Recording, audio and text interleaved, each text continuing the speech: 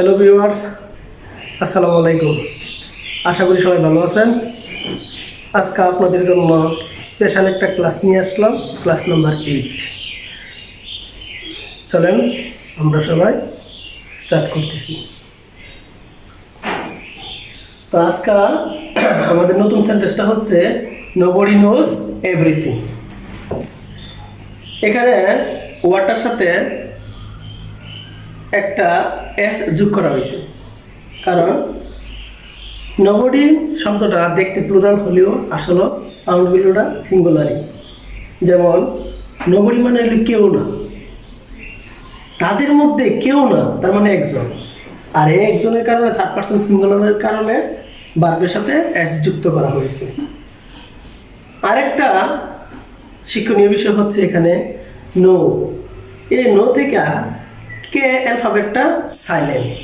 তো ইংলিশ যেমন কিছু অ্যালফাবেট আছে সাইলেন্ট থাকে, সেইভাবে বাংলা কিছু স্বরবর্ণ আছে, বর্ণ আছে, তারাও কি থাকে সাইলেন্ট থাকে। এই জায়গায় আছে কি নলেজ, নলেজের কে বর্ণটা সাইলেন্ট এবং ডি বর্ণটা সাইলেন্ট। এখানে আছে ওয়াকিং, এখানে এল বর্ণটাও সাইলেন্ট। ঠিক সেমভাবে বাংলা শব্দের ক্ষেত্রে আছে কি কতগুলো শব্দ আছে দ্বিতীয় উচ্চারিত হয়, কখনো কখনো সাইলেন্ট থাকে, আর কখনো কখনো উচ্চারণটা বজায় থাকে। এই বিষয়টি আজকে আমরা শিখব। আমার এক কলিগ, আমি স্যারকে বলছিলাম যে sir what are you doing now. তখন স্যার আমাকে বলছিল আই এম ওয়ার্কিং নাও। তার মানে সে এখন দেয়াল হইতেছে। ওয়ার্কিং শব্দ, ওয়ার্ক শব্দটা হচ্ছে দেয়াল, আর এই সাউন্ডটা হচ্ছে প্রনাউন্সিয়েশনটা হচ্ছে ওয়াক, আর স্যার উচ্চারণ করছিল ওয়াল্ক।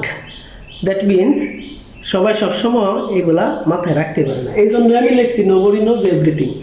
সবাই সব কিছু জানে না, ইভেন আমিও সব কিছু জানি না, ইভেন সবাই কি সব কিছু জানে না। এই জন্য এই সেন্টেন্সটা আজকে আমি এটা লেখার মূল উদ্দেশ্য। তাহলে আমরা এখানে শিখতে পারলাম এই সাউন্ডটা হচ্ছে ওয়াকিং, নট ওয়ালকিং। এরকমভাবে আরেকটা ইম্পর্টেন্স আমরা রুলস লিখছি, এটা ব্রিটিশদের রুলস। সেভ অধম পিটিআর। এখানে এস হইল সাবজেক্ট, এ হইল অ্যাডভার্ব, বি হইল ভার্ব, ও হইল অবজেক্ট, ডি হইল ডিটারমিনার, এম হইল ম্যানার, পি হইল প্লেস, টি হইল টাইম, আর হইল রিজন। সেক্ষেত্রে আমরা লিখতে পারি কি I always go home in time. আমি সবসময় বাড়ি সময় মতো যাই। তাইলে এখানে অলওয়েজটা হচ্ছে একবার, ভার্বের আগে একবার বসে। এখন এখানে টাইমও আছে, প্লেসও আছে। একটু দেখেন, লক্ষ্য করে, এটা হচ্ছে প্লেস, এটা হচ্ছে টাইম। তাইলে বুঝতে পারলাম আমরা প্লেসটা আগে বসে আর টাইমটা পরে বসে। এই জন্য আমরা এখানে লিখছি কি I always go home in time. তাহলে সময় বসে প্লেসের পরে, আর প্লেসটা বসে সময়ের আগে, আর একবার বসে ভার্বের আগে। তো আমরা এখন শিখবো কি যে বাংলা বর্ণমালায় কতগুলা ওয়ার্ড আছে যেগুলা কখনো কখনো সাইলেন্ট থাকে, আবার কখনো কখনো দ্বিতীয় উচ্চারিত হয়, আবার কখনো কখনো উচ্চারণ বজায় থাকে। তাহলে এরকম ভাবে এটার উচ্চারণটা স্মৃতি। এখানে ময়ের উচ্চারণটা সাইলেন্ট। আত্মীয়, এখানে মডা তয় মতো উচ্চারিত হয়েছে, অর্থাৎ দ্বিতীয় উচ্চারণ হয়েছে। পদ্মা, এ মডা ধয়ের উচ্চারণ হয়ে গেছে, তার মানে দ্বিতীয় উচ্চারণ হয়েছে। এখানে আছে গুল ম, এখানে ময়ের উচ্চারণটা বজায় আছে, গুল ম। এখানে আছে যুগ ম, ময়ের উচ্চারণটা কি আছে বজায় আছে। এখানে আছে জন ম, ময়ের উচ্চারণ বজায় আছে। এখানে হইল স্নাতক, এখানে দৈন্তান্নর উচ্চারণ বজায় আছে। এটা হচ্ছে বাল্মীকি, ময়ের উচ্চারণ বজায় আছে। কখনো কখনো ময়ের উচ্চারণ থাকে না। আত্মীয়, আর এখানে হচ্ছে বাল্মীকি। তাহলে বাল্মীকির মধ্যে ময়ের উচ্চারণটা বজায় আছে, আর আত্মীয়র মধ্যে ময়ের উচ্চারণটা বজায় নেই, দ্বিতীয় উচ্চারণ। আর ফার্স্টে স্মৃতি, ময়ের উচ্চারণ সাইলেন্ট। ঠিক সেমভাবে এখানে আছে কি স্মরণ, ময়ের উচ্চারণ সাইলেন্ট। বিষ, অনেকে পরে এটার সাউন্ড করে বিস্ময় বলে, এটা বিস্ময় না, এটা হলো বিস্ময়, কারণ ময়ের উচ্চারণ দ্বিত্ব হয়ে যায়। তাহলে এটা বিস্ময় না, এটা হচ্ছে বিস্ময়। আর এটা অনেকে পরে রশ্মি, আবার অনেকে পরে রশ্মি, আবার অনেকে পরে রশ্মি। এটা প্রকৃত উচ্চারণ হচ্ছে কি রশ্মি, কারণ মটা দ্বিতীয় উচ্চারিত হয়, দুইবার উচ্চারিত হয়। তাহলে দ্বিতীয় উচ্চারণটা কি? দ্বিতীয় উচ্চারণটা হচ্ছে যে বর্ণের সাথে সংযুক্ত হয় সেই বর্ণটা দুইবার উচ্চারিত হয়। যেমন এটা হচ্ছে তালিব বা শয়ের উপর মরা সংযুক্ত হয়েছে, যে বর্ণের সাথে সংযুক্ত হয় সেই বর্ণটা দুইবার উচ্চারিত হয়, রস শি। এখানে আছে বফলার নিয়ম, বফলার ক্ষেত্রে ঠিক সেম নিয়ম। যদি শব্দের প্রথমে ব থাকে তাহলে ব সাইলেন্ট থাকে। এরকম ভাবে আছে কি স্বর, স্বতঃস্ফূর্ত, শিকার, স্বাধীন। তাহলে এখানে যে স্বাধীন লিখছি এটা স্বাধীন হয় না, স্বাধীন হয়। কেন? শব্দের প্রথমে যদি বফলা থাকে সেই বফলাটা সাইলেন্ট থাকে। তারপর আমরা আসি দ্বিধা। দ্বিধার ক্ষেত্রে বড়া সাইলেন্ট, শব্দের প্রথমে বফলা থাকলে সাইলেন্ট থাকে। বিশ স, এখানে বিশ ব হইছে না, তাহলে বিশ স দুইবার দ্বিতীয় উচ্চারিত হয়েছে। কেন? শব্দের যে শব্দের সাথে বফলাটা থাকবে সেই শব্দটা দুইবার, সে বর্ণটা দুইবার উচ্চারিত হয়। বিশ্বাস, এখানে বিশ বাস উচ্চারিত না হয়ে বিশ্বাস কেন হলো? কারণ বফলা বা মফলা যে বর্ণের সাথে যুক্ত থাকবে সে বর্ণটা দুইবার উচ্চারিত হয়। বাট এখানে মেম বার বয়ের উচ্চারণ বজায় আছে, চেম বার বয়ের উচ্চারণ বজায় আছে, আর এখানে গুরুত্ব বড়া দ্বিতীয় উচ্চারিত হয়েছে। তো আমাদের ক্লাসটাই আজকে কি কোন কোন সময় বয়ের উচ্চারণ বজায় থাকবো, ময়ের উচ্চারণ বজায় থাকবো বা সাইলেন্ট থাকবো, কোন সময় দ্বিতীয় উচ্চারিত হবে। তাহলে আমাদের রুলসটা হলো এখানে এটা হলো আসল রুলস। সেটা হচ্ছে ওয়ার্ডের প্রথমে যদি মফলা আর বফলা সাইলেন্ট থাকে শব্দের শুরুতে থাকলে, ওয়ার্ডের মাঝে বা শেষে থাকলে উচ্চারিত হয়, ওয়ার্ডের মাঝে অথবা শেষে থাকলে উচ্চারিত হয়। আবার টাঙ্গালো এই বর্ণের যদি মফলা আর বফলা থাকে তাহলে সেটা উচ্চারিত হয়ে থাকে। টাঙ্গালো বলতে ট বর্ণের সাথে, এখানে উ বলতে এখানে আমি দন্তন্য এবং মূর্ধন্যকে মিন করেছি। তাহলে উ বলতে এখানে উ সাউন্ড আসবে না, এটার সাউন্ডটা যদি হয় দন্তন্য আর মূর্ধন্য তাহলে এই মফলা বফলা উচ্চারিত হবে বা উচ্চারণ বজায় থাকবে। এরকমভাবে গয়ের মাঝে থাকলে লয়ের মাঝে থাকলেও যেমন, আর বাকি বর্ণের ক্ষেত্রে দ্বিতীয় উচ্চারিত হয়। তাহলে আমরা আবার একটু লক্ষ্য করে দেখি। এক্ষেত্রে বিশ্ব, বিশ্বাস দ্বিতীয় উচ্চারিত হয়েছে, কারণ এই শব্দগুলো নেই, এই বর্ণগুলা থাকলে ম এবং দুইবার। যেমন আমরা দেখি এই লয়ের উচ্চারণটা যদি শব্দের মাঝে বা শেষে এই ল থাকে তাহলে ম অথবা ব দ্বিতীয় উচ্চারিত হয়। যেমন আমরা এখানে আছে এই যে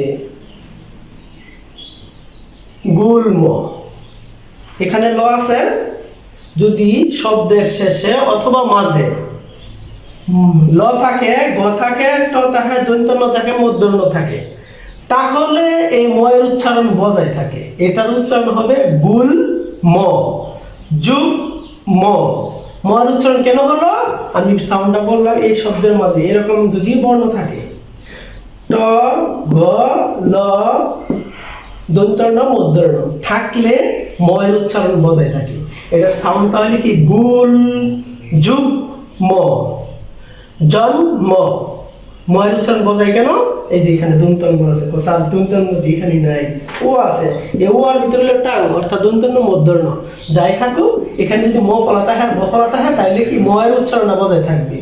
দেন এই স্নাতক, এখন তো বলতে পারেন যে স্যার স্নাতকের মধ্যে দন্তন্য নদী থাকে, স্নাতকের মধ্যে এই শব্দগুলো নাই, ট ঘ ল দন্তন্য মূর্ধন্য এই শব্দ তো নাই, এই জন্য দন্তন্যের উচ্চারণ কি বজায় থাকবে। স্নাতক উত্তর ডিগ্রি এখানে আছে কি বাল্মীকি, এখানে ল আছে, এই যে আমি বলছিলাম এখানে যদি ল থাকে, ট থাকে, গ থাকে, দন্তন্য মূর্ধন্য থাকে, তাহলে এই ময়ের উচ্চারণ বজায় থাকবে। এই জন্য এটা হবে কি বাল্মীকি। আর এখানে কি ছিল, তাহলে আমরা শব্দগুলো শিখে নিলাম। কি শিখলাম, যদি শব্দের প্রথমে ম ফলা ব ফলা থাকে তাহলে ওই বর্ণ সাইলেন্ট থাকে। শব্দের মাঝে অথবা শেষে থাকলে ময়ের উচ্চারণ করতে হয়, বয়ের উচ্চারণ করতে হয়। তাহলে হয় দ্বিতীয় উচ্চারণিত হবে অথবা বজায় থাকবে।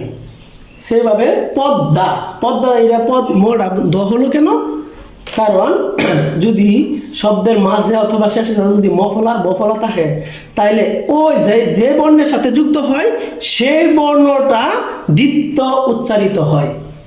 এরকমভাবে বাংলা বানানোর ক্ষেত্রে হাজার হাজার ওয়ার্ড আছে, যে কখনো কখনো সাইলেন্ট থাকবে, কখনো কখনো দ্বিত্ব উচ্চারিত হয়, কখনো কখনো বয়ের উচ্চারিত হয়। এরকমভাবে কি দ্বিধা সাইলেন্ট, বিশ্ব দ্বিত্ব উচ্চারিত হয়েছে, বিশ্বাস দ্বিত্ব উচ্চারিত হয়েছে, সমন্বিত দ্বিত্ব উচ্চারিত হয়েছে, মেম্বার শব্দের ক্ষেত্রে বজায় গেল, গুরুত্ব দ্বিত্ব উচ্চারিত হয়েছে।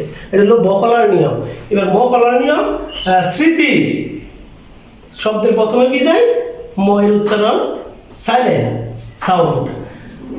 আত্মীয়র ক্ষেত্রে দ্বিত্ব উচ্চারিত হয়েছে, পদ্মার ক্ষেত্রে দ্বিত্ব উচ্চারিত হয়েছে, গুল্মর ক্ষেত্রে ময়ের উচ্চারণটা বজায় আছে, যুগ্মর ক্ষেত্রে ময়ের উচ্চারণটা বজায় আছে, জন্মর ক্ষেত্রে ময়ের উচ্চারণ বজায় আছে, বাল্মীকির ক্ষেত্রে ময়ের উচ্চারণ বজায় আছে, স্মরণের ক্ষেত্রে ময়ের উচ্চারণ সাইলেন্ট, বিষ ময় না হয়ে বিষ শয়, রস মিনা হয়ে রস শি, বুম বে বয়ের উচ্চারণ বজায় আছে।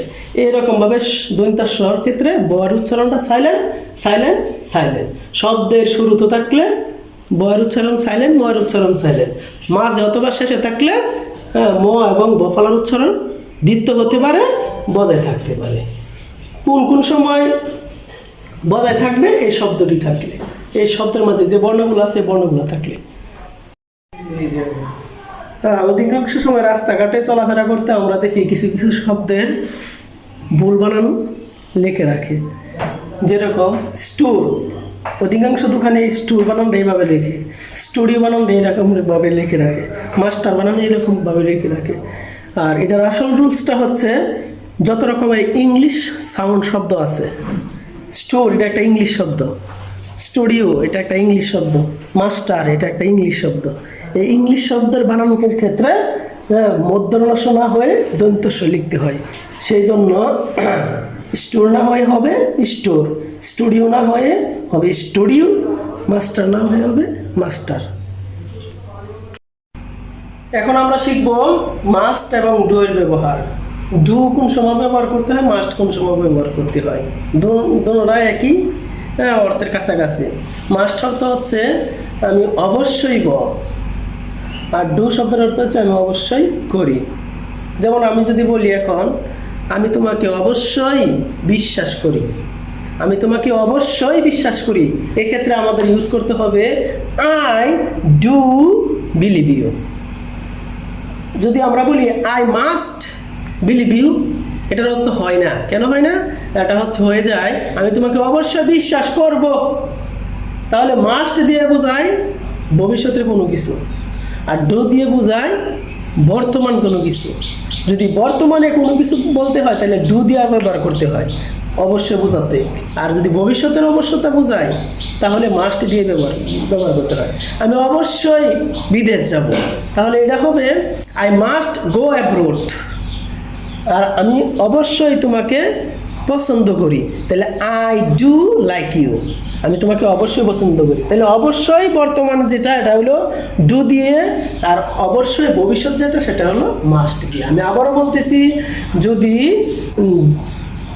বর্তমানে কোনো কিছু অবশ্যই বোঝায় আবশ্যকতা, যেমন আমি আমার মাকে অবশ্যই ভালোবাসি, সেটা হলো I do love my mother. আর সেটা হবে আমি অবশ্যই তোমাকে সাহায্য করব, আই মাস্ট হেল্প ইউ।